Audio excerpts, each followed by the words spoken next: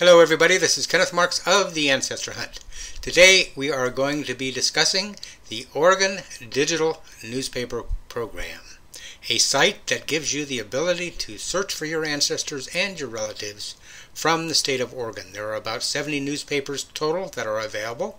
You should know that some of these newspapers are available on the Library of Congress Chronicling America site, but not all of them. So if you are interested in the state of Oregon, you are going to want to use this site in addition to or in place of the Library of Congress site. As I said, there are 70 newspapers available for you to search for free. So let's get started and take a look at the site. The URL up at the top is oregonnews.uoregon.edu, and let's take a look at the titles that are available first. And there are, as I said, about 70 of them. We have the name of the newspaper. You can browse from this page. It has the earliest issue and the latest issue. As we scroll down, as you can see, here's 1896 to 1899, 1893 to 1922, 1858 to 1888. So it's about the mid-1850s through the 1920s. And as I said, there are about 70 of them that are available to you to research and search. So let's go back to the top and let's do a search. Click on the search tab. You have the ability to select the individual newspapers that you wish to search. You can pick one or more. In this case, I'm going to pick all. You can select a year or a specific date range within a year, or you can leave those blank and search all years. You can limit the search to only the front page or a specific page within that newspaper, and you have the ability to enter the search with any of the words, all of the words, a specific phrase, or it's got the near function, which I like, and that is you put in words, more than one word, and then you have the ability to say that those words have to appear within 5 words, 10, 50, or 100 words of each other on the page in order for it to give you a hit or a result. So let's type in, first of all, we got all newspapers selected. I'm going to use all years, and let's put in someone that is in my family tree,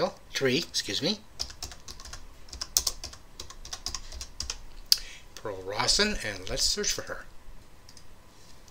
Just click the search button and up comes the results. As you can see, this is if you're familiar with the Library of Congress site, it's the same kind of display, but as I said before, this particular site has many more newspapers than the Library of Congress site has for Oregon. So let's pick the first one. As you can see, it highlights in red where the search terms have been found, and lo and behold, we've got a photograph here which is outstanding, and we can zoom by hitting the plus button. We can move it around by just dragging it like so, and if I wanted to capture that photograph or any other article, what I would do is I can use the clip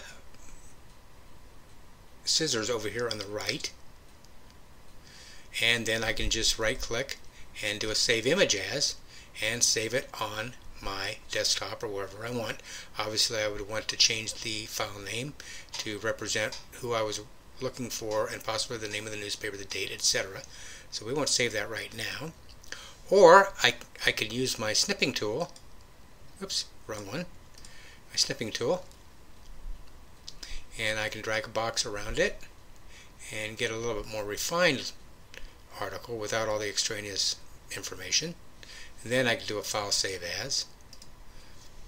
And again, change the name of the file to represent the person I'm looking for, as well as the name of the publication, date, etc. And that's really all there is to it. Let me show you some other options. As you can see at the top, you're going to want to capture the information that you're going to use for your source citation. Here's the name of the newspaper, Morning Oregon, the Oregonian, the city, Portland, the date range of the collection, and the specific date, March 22nd, 1910, page 6, and they call it image 6, and that is what you would use then in your source citation. So let's go back to our results, actually back to the image, and show you a couple of other options. As I said, you can zoom in and out, and you can go to other images within the newspaper and within all the pages of the newspaper. You can scroll front and back from page to page, from issue to issue, which would give you separate dates. You can look at the text that the OCR has brought up, and there it is. And actually this one looks pretty good. Let's go back. You can save the entire page as a PDF, or you can save it as a JPEG 2000 file, which is similar to what is available on the Library of Congress site. I personally do not use JPEG 2000 files, even though it is reported that the compression and the resolution is a bit better than normal JPEG. There still are not a lot of people using it yet, so I prefer not to save my images in JPEG 2000. Maybe someday it will be more widespread. And that is all there is to it. One thing that I do want to point out, if you were to clip the file before we looked at the image the way we did earlier, where we used the little scissors over here, you are going to get the image, but it's going to be smaller unless you zoom. But it's also going to have this little red highlight here.